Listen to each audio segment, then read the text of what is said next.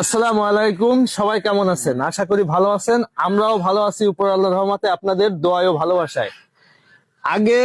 গত সপ্তাহে জুম্মার নামাজ শেষ করে আমরা সবাই এই মুরব্বি ছোট বড় সবাইকে নিয়ে একটা ভিডিও দিয়েছিলাম। আমাদের এই মহল্লার মসজিদের ছাদ ঢালাইয়ের জন্য যে কাজের জন্য প্রচেষ্টা চলছে, সবাই অনেক কষ্ট পরিশ্রম করছে। তা আমাদের প্রবাসী একটা ভাই সৌদি থাকে, তার পরিচয় গোপন করতে বলছে। সে 10,000 টাকা দিয়েছে। তার মা বাবা কেউই দুনিয়াতে বেঁচে নেই, তাদের জন্য দোয়া করতে বলছিল। আমাদের এই যে মসজিদের হুজুর, উনি দোয়া করলো। এই জুম্মার নামাজ শেষে সকল মানুষই তাদের জন্য দোয়া করেছে। তাই একটা কথা বলবো, সকল প্রবাসী ভাইদের জন্য দোয়া করেছেন, যে এরকম তৌফিক যেন সবাইকে দেয়, ভালো কাজে সহযোগিতার হাতটা যেন বাড়িয়ে দেয়।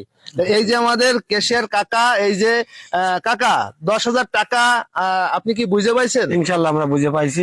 যাই হোক, ভালো কাজে যে সবাই হাতটা বাড়িয়ে দিলে সেই কাজ থেকে থাকে না, এই ভিডিও তার বাস্তব প্রমাণ। আর যারা টাকা দিতে পারেন নাই তারা শেয়ার দিচ্ছেন, আর যারা শেয়ার দিচ্ছেন এই শেয়ারের কারণেই এই দূর প্রবাসের মানুষগুলো দেখতে পারছে এই ভিডিও।